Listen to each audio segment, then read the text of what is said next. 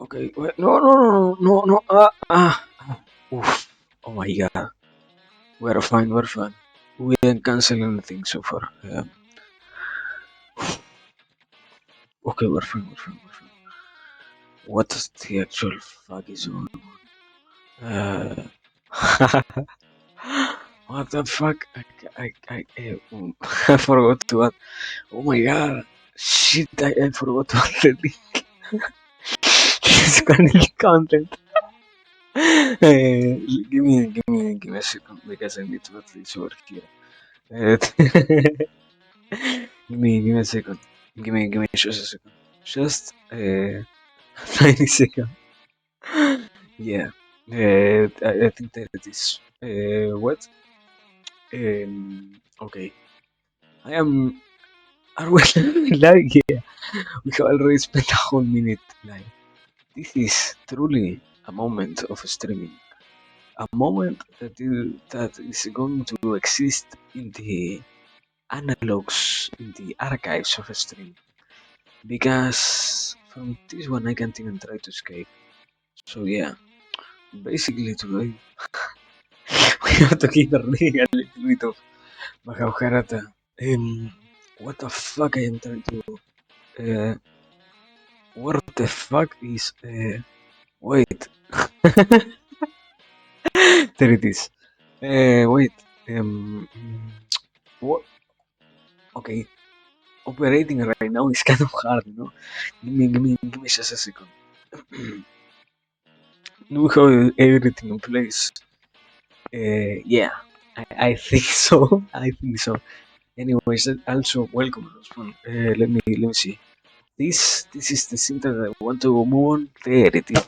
Amazing quality content. So far very great. What I have to do? Yeah, I need to go over here. We, we need to read a little bit of Mahabharata, basically. So, can I somehow pin this stuff? Can I can't pin this. I, I, I, I can't make this not change positions, not change what is its priority.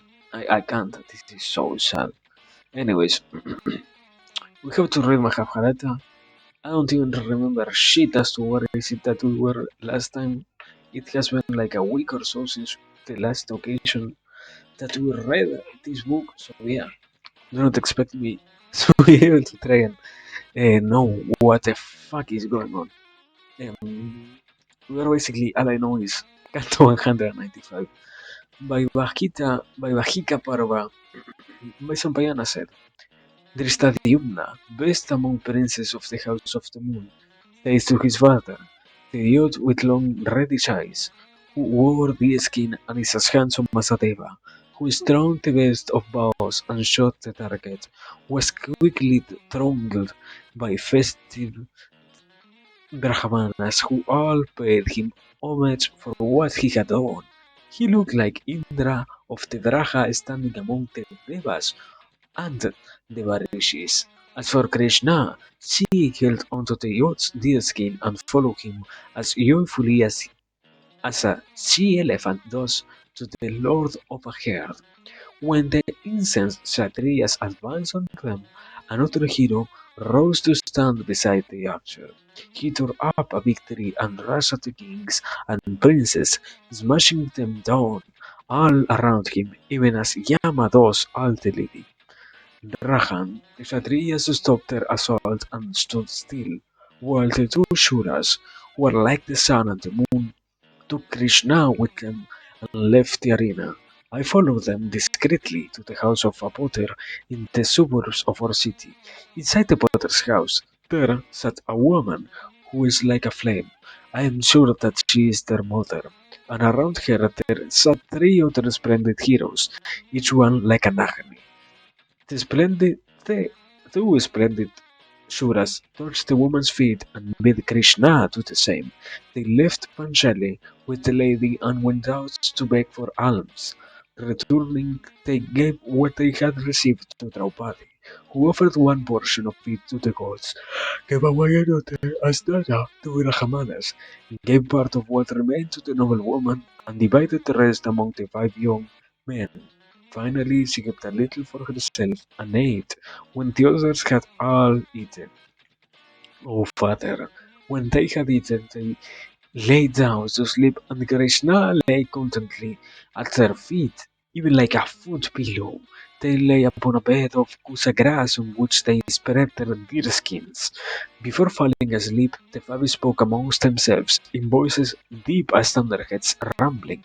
And from what they spoke about, they are not Sudras or Vaisyas, not even Brahmanas. I have no doubt that they are Kshatriyas, for they spoke knowingly of things that only wolves among warriors discuss. Father, it does seem that our hopes have not been in vain, and that what we heard about the Pandavas having escaped the fire in the house of Iyag is indeed true. From the manner in which the youth strung the great bow and shot the mark, and from what I heard them say to one another in the potter's house, I am certain, O king, that these are the sons of Pritham disguised as Brahmanas. Drupada is overjoyed, and he sends his priest to the brothers to discover if they are indeed the Pandavas. Coming to the potter's house, the priest loads them and delivers Drupada's message. Did we change the scene? Yeah, okay. This is amazing hard. Give me. Do I want to drink water? No, I think I need to water. Anyways, let me continue. Exalted ones, Drupada, most munificent king, has sent me to ask who you are. He saw the feet of this youth who shot the mark, and his joy was great. Tell us to which race, clan, and family you belong, and trampling the heads of your enemies, complete the joy of the Panchala king and his king, and mine as well. King Pandu was a dear friend of Drupada, who loved him as he did himself. Drupada always wanted to give him his daughter in marriage to a son of Pandu, flawlessly handsome Suras. Drupada has long wanted Arjuna of the long and mighty arms to marry Panchali by winning her hand at the Swayambara. If this is what has happened, nothing could be more auspicious or fortunate. Delivering his message, the priest falls silent and waits for their reply. Yudhishthira says to Bhima, offer the Brahmana Padya and Arghya. He is Drupada's Kalaguru and deserves exceptional reverence and worship. Bhima washes the feet of the Brahmana and offers him Arghya, while the priest sits there happily at ease. Yudhishthira then says to him, the Manchala king did not give his daughter away freely by Kshatriya custom, but by trials of skill. Drupada should ask no questions about the race, clan, or family of this hero who won the princess' hand fairly. Let us say that his every question has already been answered by the stringing of the bow and the bringing down of the target. The brilliant Shura won Krishna amidst the gathered Kshatriyas and brought her away. After that, let not the king of the house of Soma entertain any regrets about what happened, for they will only serve to make him unhappy and not to answer any questions that he might have. Let it suffice to say that whatever the king wished for his beautiful princess, who bears every species mark upon his person, will come to pass. No one weak or northern, none that is not a great master of arms, could have struck that bow or shot that mark. Once done, the feat cannot be undone either, not by anyone in this world. It does not become the king to grieve for his daughter today. Indeed, to grieve over what is inexorable. Fate will take its course now. Even as Yudhishthira speaks, another messenger arrives, hot foot, from Drupada and announces, the banquet is ready. Holy fucking god. I can barely stay conscious, so yeah, I can try to give any kind of feedback. So far, I think what has happened is that basically it seems very obvious. They are trying to maintain this, let's say, uh, I will even argue lie because they obviously said before they were Maharishis or something like that. Think that they are not, so yeah, I don't know how to properly take it. But anyways, continuing. Canto 196. Vaibhajika Parva continued. Vaishampayana continued. The messenger says, King Drupada has prepared a grand feast for the bridegroom and his party. Finish your Nitya Karma, your daily rituals, and come quickly. The Princess Krishna within will be solemnized there. Do not delay. Look, Drupada sends these chariots adorned with golden lotuses and drawn by the noblest steeds for you. Ride in them to the palace of the king of the Panchalas.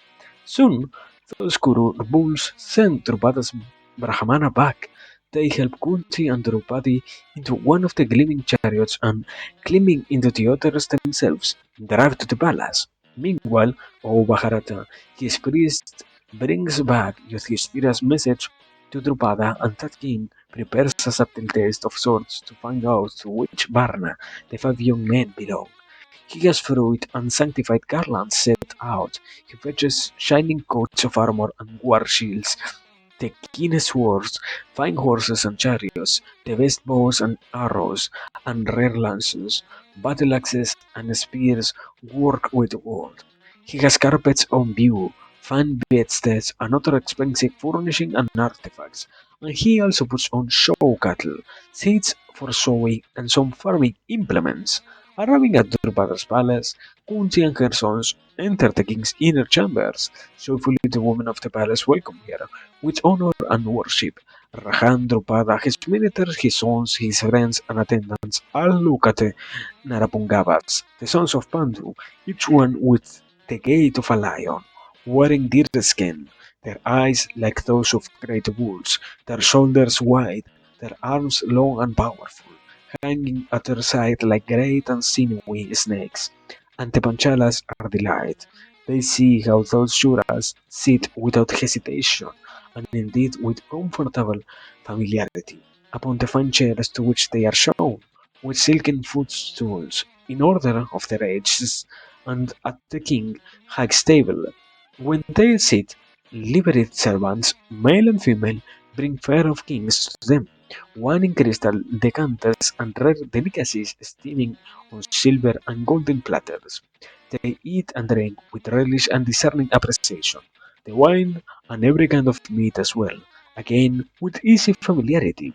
When they have dined, those young men look with keen interest at the weapons and other warriors things that Drupada has shrewdly put on display, ignoring everything else which might have attracted a Brahmana or a Vaisya. Drupada and Drishtadyumna see all this, as do their ministers, and they are certain that the young men, those sons of Kunti, are Kshatriya princes. The Panchala's joy swells. So, basically, I can only say if they really have the capacity of testing these people and find out that it was true, they were who they were wishing for, that is an amazing thing. Nothing else, as I said before, this is already too much of a hard task to really add any other word. Let me continue a little more. Canto 197. By Bahika Parva continued. Vaishampayana said, a beaming Drupada now speaks to Yudhishthira in the form used to address a Brahmana. Should we know you to be Kshatriyas, Brahmanas, or as Devas who have disguised yourselves as Brahmanas to range over the earth, and have come here to win our Krishna hand? We are full of uncertainty, and beg you to tell us the truth. How happy you will make us by dispelling our doubts. Bane of your enemies, has fate been kind to us? Tell us the truth gladly, for the truth is better sweet to Kshatriyas than sacrifices or the dedication of sacred tongues. Do not hide the truth from us any longer. O you who are as handsome as a deva, O Parantapa, I must make arrangements for my child's wedding in accordance with the Varna to which you belong. Yudhishthira replies, smiling, O king, let every anxiety leave your heart, and let it fill with joy, for your heart's fondest desire has come true. My lord, we are Kshatriyas, we are the sons of Pandu. I am Yudhishthira, the eldest sons of Kunti, and these are Bhimasena and Arjuna, who took your daughter from the Swayambara from amidst the gathering of kings. The twins and Kunti are with Krishna, Narapungava, were Kshatriyas, so banish the sorrow from your heart, O king, like a lotus. Your daughter has only been moved from one leg to another. Rahan, you are our revered elder, our superior and our main sanctuary. I have told you the truth, the whole truth. Drupada is rapturous, his eyes shine, and for some moments he is speechless for delight. Controlling himself with some effort, he finally asks Yudhishthira how they had escaped from Mahabharata. Yudhishthira describes their escape from the burning house of Yak in detail. When Kundi's son finishes, Drupada has a star ascension for Dharatirashtra, and he has warm reassurance to offer Yudhishthira. Drupada swears to restore the Pandava to his ancestral throne. Drupada says that Kunti, the Pandavas and Krishna must live with him, and he shows his guests the greatest regard. The Manchala king then says to Yudhishthira, Mahabaho, let Arjuna marry my daughter on this auspicious day. Let us begin the wedding ceremonies. Yudhishthira Dharmaputra replies, Maharaja, I must also marry. Drupada says, then you take my daughter's hand yourself, or let him marry any of your brothers that you choose for her. Yudhishthira says, O king, we shall all marry your daughter, and she shall become the wife of all five of us, even as our mother says she should be. I am not married, and neither is Bhima. Arjuna won your soul like daughter's hand. We have always shared every precious jewel that we have ever got. Best of kings, we cannot make an exception for this, the most priceless one. Krishna will become the wife of us all, one after the other. Each of us shall take her hand before the sacred fire. Drupada cries, Oh, Isaías Guru, it has been said that one man may marry many wives, but never that one woman can marry many husbands. Kaunteya, you are pure and you know the laws of Dharma well. You cannot commit this sin, which mocks both common practice and the Vedas, O Kshatriya. Why has your mind been darkened by the vile thoughts? Yudhishthira says, Rahan, Dharma is subtle. We do not understand the course of fate. Let us follow the path that the great men of bygone years did. My tongue has never spoken a lie, and my heart never turns towards the sin. My mother commands us to share Draupadi equally among ourselves, and my heart accepts it as well. Hence, O king, for me what I propose is consonant with Dharma. Let us do this without any fear. No sin will accrue from it. Drupada says, Sons of Kunti, let your mother, my son Drishtadyumna, and you decide among yourselves what is proper. Tell me what you decide, and tomorrow I will do what you say is Dharma. O Bharata, even as Yudhishthira, Kunti, and Drishtadyumna deliberate among themselves, Dwapayana on his wanderings arrives in Drupada's palace. Oh my god.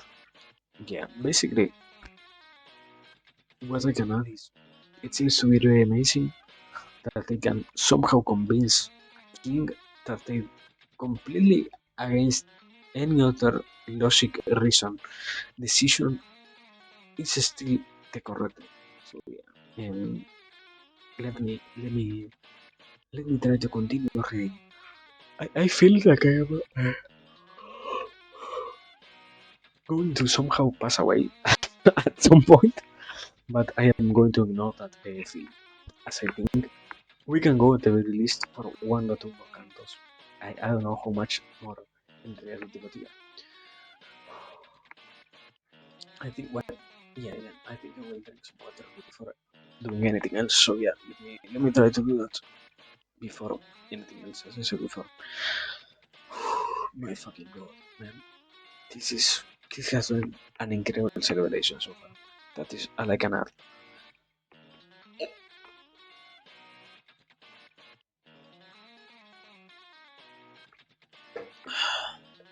As this stream is done, hours after my family celebrated New Year's. That is why I say that what I said before. This is incredibly crazy. So yeah, let me continue. Canto 198. Vaivahiga Parva continued. Vaisampayana said, The Pandavas, the illustrious Panchala king, and everyone else present rises and pays homage to the enlightened Rishi Vyasa. The Mahatman greets them in turn, asks after their welfare and sits on the floor upon a golden carpet.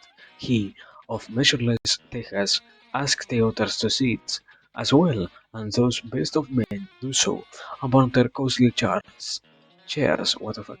In a while, Prihasta's son gently brings up the matter at hand with the sage regarding the marriage of his daughter Draupadi. Drupada says, Muni, how can one woman become the wife of five men without sinning? Is this possible? I beg you tell me the truth about this strange thing.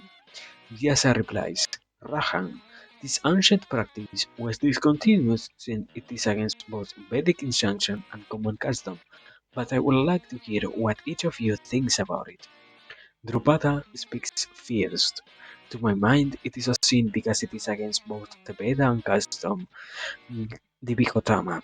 I have never seen anywhere one woman having many husbands. The great men of ages gone by also never did such a thing. No wise man ever dares to commit a sin. I cannot countenance this in good conscience. To me it seems immoral and adharma. After Drupada has finished, the Restradyumna speaks Divaharish. What the fuck? Divaharish if an elder brother is a man of character, how can he go to his younger brother's wife? The ways of Dharma are always subtle, and we cannot fully fathom them. In the most obvious things, we cannot say with conviction what is Dharma and what is not. Then, how can we agree to this unusual proposal with a clear conscience? Oh, Brahmana, how can I say? Let Draupadi become the common wife of five brothers? No, Yudhishthira says. My tongue never speaks a lie, and my heart never veers towards a sin.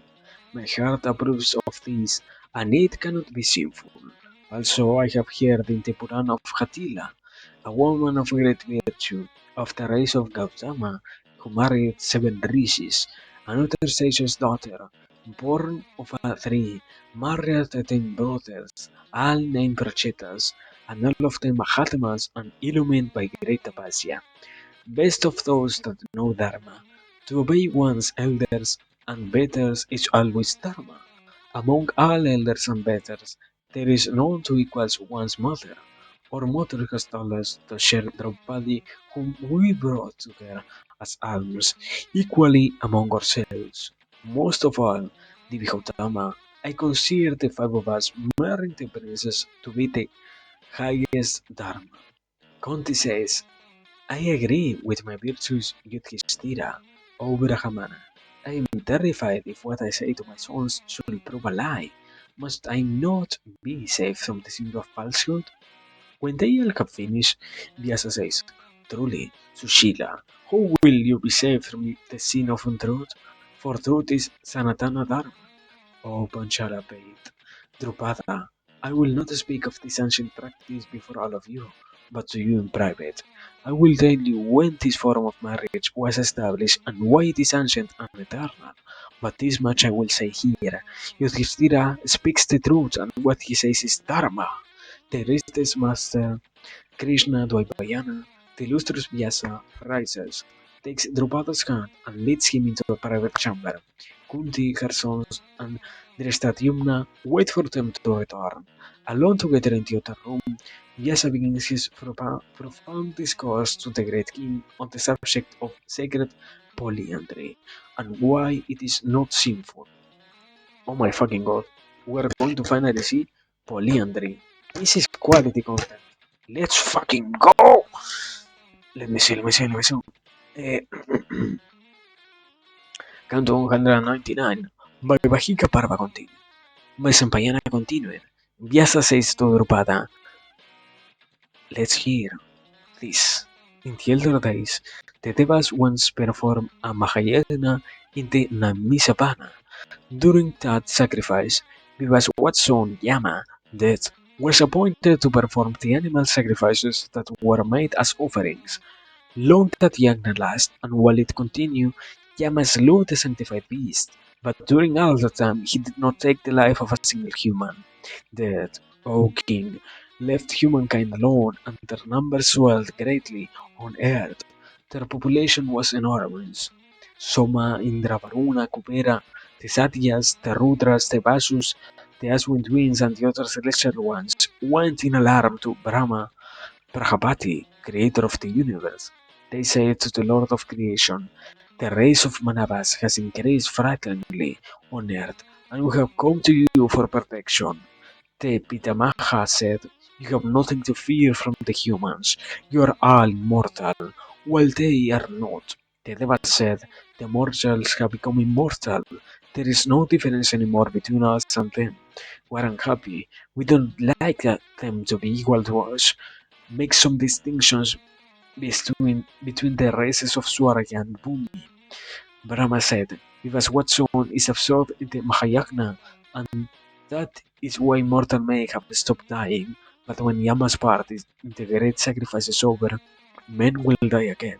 Infused with the power of all of you, he will sweep away millions of Manavas, weakened by time and unduly long lives. Reassured by what the firstborn god said, the Devas returned to the Naimisa Vana, where the Yagna was underway, sitting beside the Bhagirathi. They suddenly saw a great many golden lotuses being born upon the river, and were wonderstruck. Indra wanted to discover from where the golden blooms had come, and he traced the river back to her source, from where the Ganga springs. He saw there a woman as splendid as fire, bathing in the stream, and all the while she wept. As her tears fell into the water, they turned into golden lotuses. The Bharadkari went up to the woman and asked, who are you, beautiful one? Tell me, why do you cry? The woman replied, oh, Sagra, you can only know who I am and why I am crying if, oh Devendra, you come with me. Follow me and you will know everything. Indra followed her as she led the way. Soon he saw, he saw a handsome youth and a young woman of great beauty sitting upon a throne and playing dice upon a peak of Himavat. Indra, king of the Devas, said to the youth, intelligent boy, I am the master of the universe. However, the young man was so absorbed in the dice that he did not respond to Indra, who grew furious and cried again, I am the lord of the universe. The youth was the lord Mahadeva and only glanced at Indra and smiled to see him enraged.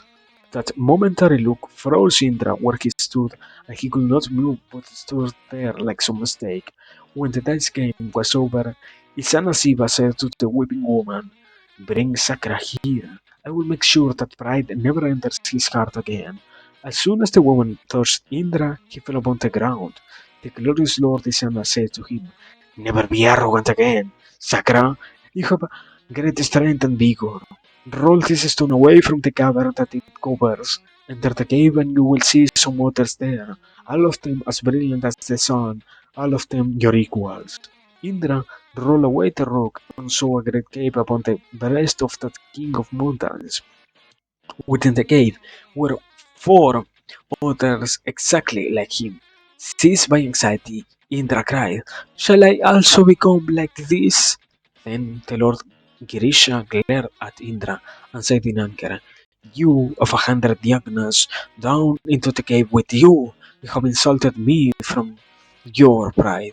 His limbs turning weak with shock, Indra trembled like the leaf of a Himalayan fig tree at Shiva's dreadful curse. His hands folded, shaking from head to foot. Indra said in a quivering voice to the god who rides the bull, the first lord of myriad manifestations, O Baba, you are the lord of the universe. The god of terrific has smiled. Those that are vain like you never find my grace. Once the four inside the cave were all like you, down into the cave with you and lie there for a while. All your fates shall be the same. You will be born into the world of men, where you will face untold hardship, and with much effort and after much travail, you will kill thousands of Manavas, and by that punya you will return to Indraloka. Yes, you will experience and accomplish everything that I have said and much more besides. Their glory lost, the foreigners in the cave said, "My we descend from on high to the world of men, where salvation is hard to gain, but let the Devas, Dharma, Vayu, Mahabharata, and the Aswin twins become our fathers and beget us upon our terrestrial mothers. We'll fight the Manavas on Bhumi with weapons of men and the gods and reclaim Indraloka." The Vajradhari said to Mahadeva, "I will create a Manava with an arms of mine, a man of great Tejas, to become the fifth of these to be born on earth to raise the humans."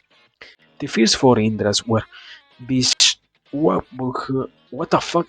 Vishwak, Vishwabhuk, okay, Vishwabhuk, Buth, Hatman, Sibi, Santi, and Tehaswin were the fifth Indra of Yor, and Shiva Pinakin, from his great mercy, granted the five Indras their wish. He also declared that the woman of exceptional beauty, she who had been weeping, was none other than the Devi Sri herself, will become the wife in the world of all five of them. Taking the five Indras with him, Lord Isara went to Narayana of Fathomless Tejas, to the infinite, uncreated, eldest, eternal one, soul of the universes without limit or count. Narayana approved of what they meant to do. The five Indras were born into the world of men. Narayana plucked two hairs from his body, one black and the other white. He sent the two hairs down the mandalas and into the wombs of two women of the race of Yadu, Devaki and Rohini. The white hair became Balarama and the black one Krishna, who was Narayana himself. The Indras who had been sealed in the cave of Himabad are none other than the sons of Pandu, of extraordinary ancient.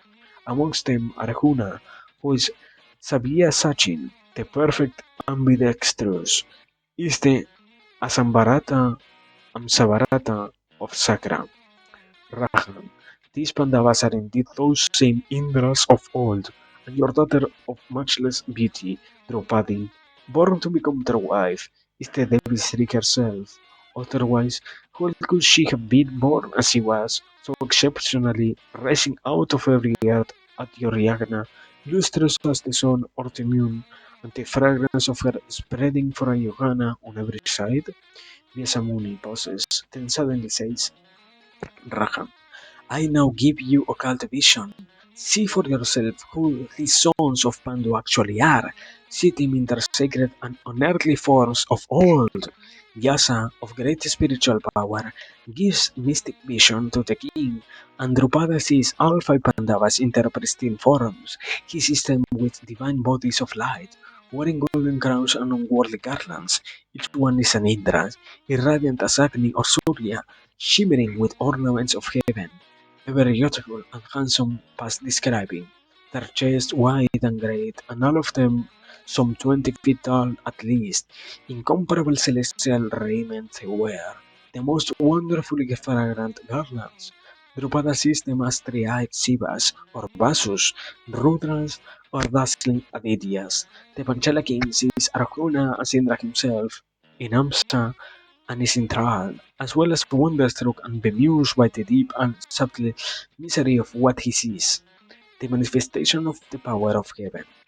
Drupada then turns to look with mystic eyes at his daughter, most beautiful of all women in the world, and knows she is her truly as splendid as the fire of the moon. A goddess, his heart knows beyond doubt, know that she is indeed born to be the wife of the five Indras, for her beauty, her glory, and also her renown. When he sees that vision, Drupada touches Vyasa's feet, crying, Maharishi, no miracle is beyond you. The Vipayana continues merrily. Once, in an asrama, there lived a rishi and his daughter, who was chaste, accomplished, and beautiful, but she has not found a husband. The young woman worshipped the Lord Shiva with stern tapasya, pleased by her devotions. Mahadeva Sankara, the benign, appeared before her and said, "What boon do you want?" The young woman said over and over, Lord, give me a great and worthy husband.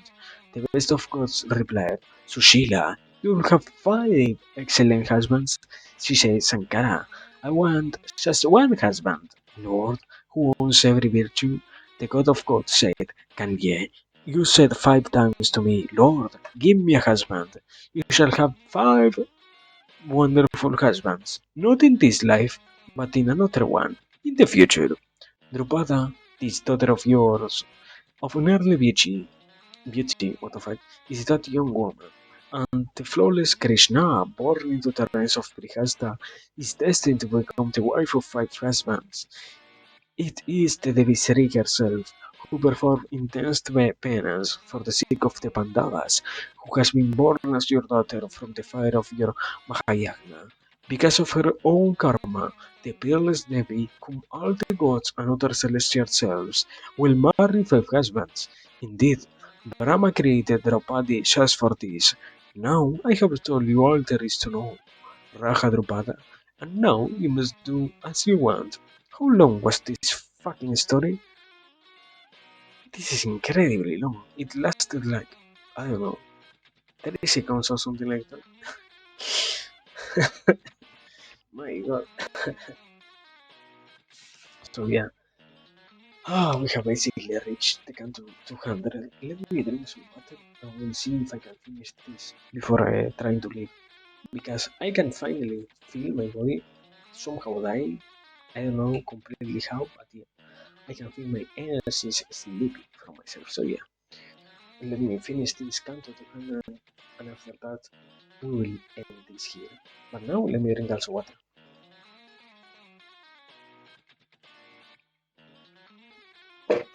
Water. What a beautiful thing it is.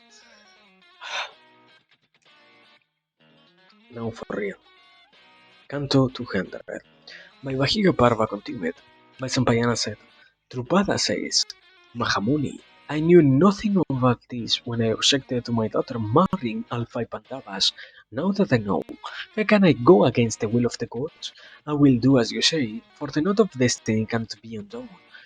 We do not decide anything that happens in this world, and while I had once thought that my child would marry 1 husband, she will now marry 5. Draupadi herself said 5 times to Mahadeva, Lord, give me a husband. Shiva himself gave her the boon of marrying 5 husbands, and he knows the dharma of or adharma of this. As for me, I cannot sin by doing what Sankara has ordained, be it right or wrong. I am content. Let the 5 princes marry my daughter happily with the appropriate rituals. Your Payana, the illustrious, comes to Yudhishthira and says, Today is an auspicious day, O Pandava, for the moon has entered the Pushyami Nakshatra, what the fuck?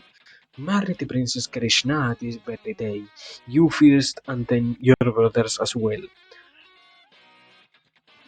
When Vyasa has spoken, Drupada Yagnasena and his son Drishtadyumna quickly make preparation for the wedding.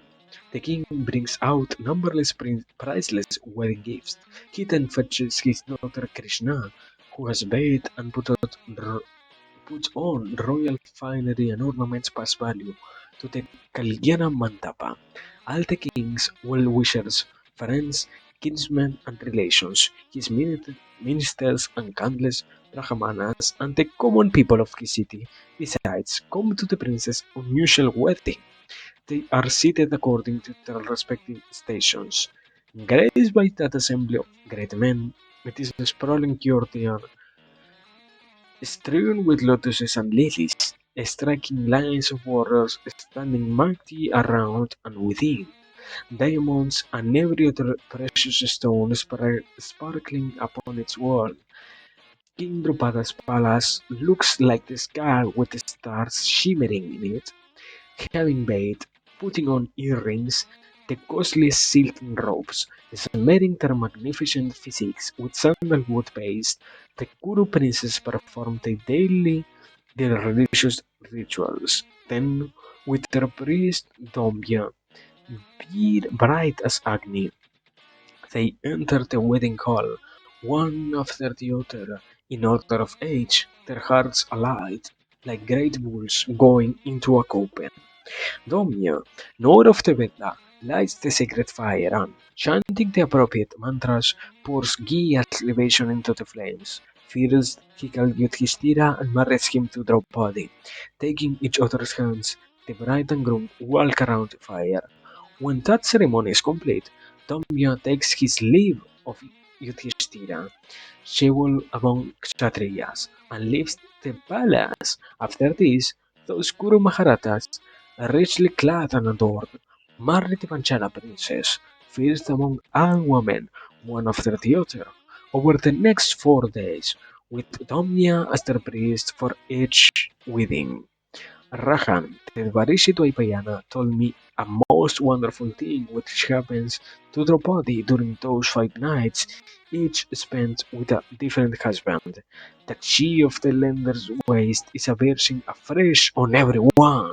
When the 5 weddings are solemn nights, Drupada gives those Maharatas, his sons-in-law, untold gifts and wealth. He gives them 100 chariots with golden standards, each drawn by 4 horses of the noblest bloodlines, all of them with bridles of gold. He gives them 100 elephants, all with the most auspicious marks upon their temples and faces, caparisoned richly, so they seem like 100 mountains with golden peaks. Drupada gives the Pandavas 100 women to serve them, all beautiful and in the prime of their youth, all richly attired, bejeweled and wearing wildflower garlands. Yes, with Agni as the sacred witness to his gifts, the king of the house of the moon gives those princes of worldly splendor gold, the rarest, finest, costliest garments, and invaluable ornaments of antiquity, craftsmanship and brilliance past compare. Having got married, Krishna, who is like another Sri, as well as incalculable wealth, the mighty Pandavas live happily, truly like 5 Indras, in the capital of the Panchalaki. So far, basically, this whole story is that they are fine. Nothing else to really say. But kind of interesting to see that my internet is somehow dying. What the fuck? Internet, do you want to work? Do I have to preoccupy myself with internet or not? Oh my god. I mean, we're close to 45 minutes. Let me do this. Let me check this particular thing over here because I don't know if this is already working or if this has stopped working. Let me see. Yeah, we are having some problems and internet decided to fucking lag. So I cannot promise anything so far. I have to, yeah, aside from some other particularly kind of interesting lag problems, let's say, let's keep it like that. Um, I have to still read a little bit more. So let me transition once again to here, uh, and well, let me try to continue with this because yeah, we need to do a little bit more. It seems somehow on Twitch itself the lag isn't as hard as it is here. So, anyways, let me continue. Canto 201. By Bahika Parva continued. By Sampayana said, when the sons of Pandu have married his daughter, all anxiety and fear leaves King Drupada.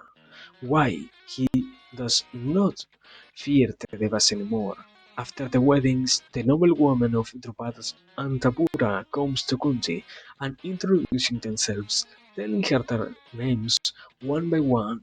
They worship her by laying their heads at her feet, wearing resonant red silk and the specious and ceremonial thread around her wrists. What? Her? What? Okay. Sorry. I lost myself here. Wearing a resonant red silk and the auspicious and ceremonial thread around her waist, Krishna also pays reverence to her mother-in-law and stands happily before her, with folded hands. Overwhelmed by affection, Prita blesses Draupadi of matchless beauty. wears every species mark upon her person, and has the sweetest nature and the noblest character. Kunti says, "May you be as precious." What? Thank you. So I hope you also have had already a great new year. I hope you can stay safe. And just in case, also obviously welcome. Remember what I wanted to say before. Remember to stay hydrated, my brother. You know that is kind of a hard thing to do. I already brought with me a bottle of water, so do not worry. In my case, I am fine. But yeah, please take care of yourself. And also, obviously, thanks for your love. Here, we were over. I think it was over here. Kundi says, "May you be as precious to your husbands as Sachi is to Indra, Zuaha to Agni, Rohini to Suma, Damayanti to Nala, Badra to Ravana, Arundhati to Vasishta, as Sri Lakshmi is to Narayana. Sweet child, may you become the mother of long-lived, heroic children, and may you have everything that will make you happy. May fortune and prosperity always wait upon you. May your husbands perform mahayagnas, and may you always be devoted to them. Let your days pass in welcoming and caring for guests and strangers that come to your house, holy men and the elderly, children and beggars. May you become queen of Kuruhun what the fuck? Kurukangala in its capital, beside your husband King Yudhishthira Dharmaputra. My daughter, may you give the whole world, subdued by your husbands of incomparable strength, to Brahmanas at an Aswadmeha accomplished child, may the raddest gemstones on earth, those of great virtue, come to belong to you, fortunate one, and may you be joyful for a full 100 years, daughter-in-law. As I rejoice today to look at you wearing the red silk of your wedding, I will rejoice again when I see you become the mother of a son. When the sons of Pandu are married, Krishna sends them lavish gifts of golden ornaments set with giant pearls and lapis lazuli, black gems. He sends rare and priceless robes made in many kingdoms, as well as the softest, finest blankets and skins of great value and precious carpets and expensive bedsteads and palanquins, hundreds of shining vessels, chalices, goblets, and other were his hands, all encrusted with jewels. Krishna gives them young, accomplished, and beautiful women servants, thousands of them, also from diverse and far-flung countries, all toys richly attired and wearing costly ornaments. He gives them masterfully trained elephants, all from the lands of Madra, countless fine horses in golden harness, and chariots too, with fine steeds, with large teeth, yoke, Madhavaha Krishna, of fathomless soul, sends them gold coins, crores and crores of them, in separate piles, wanting to please Krishna. Yudhishthira, the what the fuck? Yudhishthira, the I am missing a word here. Yudhishthira, the what? Yudhishthira, the great. Why is there an error? Yeah. Anyways, Yudhishthira just accepts all his gifts joyfully. Let's say like that. Anyways, how many times does it take me for yeah to read every single canto? Like 3 seconds or so. I don't know. I'm sorry if I'm kind of a repetitive in that sense, but yeah, I'm a little bit drunk, as I said before. So let me try to drink a little bit more of water, and probably after this canto, I'm going to be done. Even more because this is another completely new Parma. So yeah, it might be longer than what I expect. So we're going to see. Now, give me a second as I want to drink water.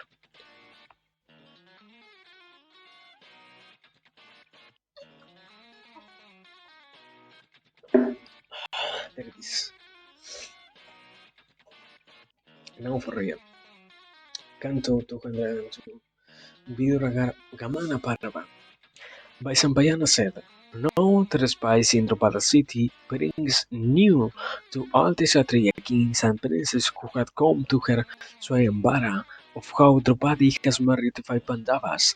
They tell their masters that it was Arjuna, greatest of warriors and archers, who shot the target, and that he who had dashed Salya to the ground and terrified the others with the tree he put up, who had stood utterly fearless facing them all, was Bhimasena, the raiser of enemy armies, whose very touch is enough to kill his adversaries.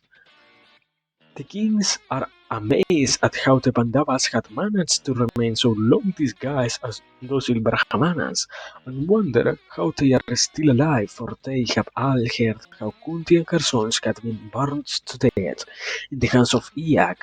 They even think of them as having returned from the dead. The king of the earth remember again Purochana's vile treachery, and say, a curse on Bhishma, a curse on the Haratirashtra of the race of Kuru. When the Swayambara is over and they hear the news that Draupadi has married the Pandavas, the king that still remained in Drupada city set out each to his own kingdom. When Duryodhana hears that Arjuna of the White Steeds has won Panchari's hand, he falls into dark deception, his heart heavy. He sets out with Sakuni, Asvathama, Karna and Kripa for Hastinapura. Flushed with the humiliation of it, he says softly, thrillingly, to his brother, if Arjuna had not disguised himself as a Brahmana, he could never have won Draupadi. No one recognized him. My lord, I fear that fate rules supreme. All our efforts have been in vain. My brother and the wretched Pandavas are still alive. Cursing Purochana for his ineptitude, they arrive in Hastinapura, utterly defeated and depressed. Now they see that the mighty Pandavas have escaped with their lives and are also bound by their marriage to the formidable Drupada. They think of the prowess of Sikhandin and the fireborn Drishtadyumna, and their hearts quail. On the other hand, when Vidura hears that the Pandavas have won Drupadi and that the Dharatirashtra's soul has returned humiliated to Hastinapura, he is delighted. Vidura Kshatri goes to Dharatirashtra and says, great fortune has come to the Kurus. Dharatirashtra also cries gleefully, such great fortune, Vidura, such great luck. The Dharatirashtra orders fine ornaments to be brought from for Draupadi, and declares that Duryodhana and the princess must be received with unprecedented pomp and ceremony and festivity in Hastinapura. When he pauses to drop bread in his fervor, Vidura quietly tells him that the Pandavas have won Draupadi for their bride. He tells the Dharatirashtra that the sons of Pandu are alive and that they now live with great honor in the palace of Drupada. He does not fail to mention that all Drupada's powerful kinsmen and allies, everyone the lord of a great army, and many other Kshatriya kings who had come to the Swayambara have now aligned themselves with Kunti's princes. The Dharatirashtra says, those children are as dear to me as they are to Pandu. No, they are dear to me. Let me tell you why, Vidura. My heroic nephews are alive and well. They have garnered many friends and relations as allies. All this very powerful. Tell me, who will not want the great Drupada, his kinsman, for an ally?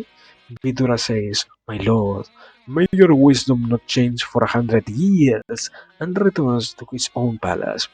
Then Rahan, Duryodhana, and Radheya Karna come into the presence of the blind king. Duryodhana says, Lord, we can never speak freely in Vidura's presence. Now we have found you alone and shall speak our minds. We heard what you said, O king. What is it that you mean to do? Do you truly look upon the fortune of our enemies as if it was your own? That you spoke so lovingly and proudly to Vidura about the sons of Pandu? Sinless, you do not do what you should be doing. Everything in your power to undermine the Pandavas, to destroy them. Oh, my father, we must comfort and act quickly before the Pandavas devour all of us with our friends, children, and kinsmen. I, uh, is this going even longer, or is the conversation stopping like over here? Um, let me see. I maybe I need to somehow. Okay, let me analyze my possibilities just for a second.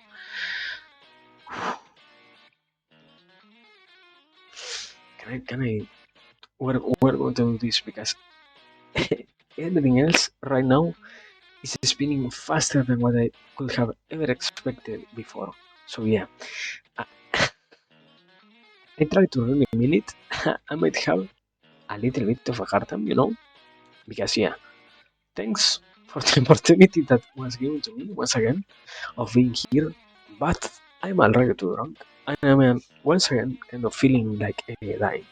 So yeah, I might as well try to go to bed or something like that.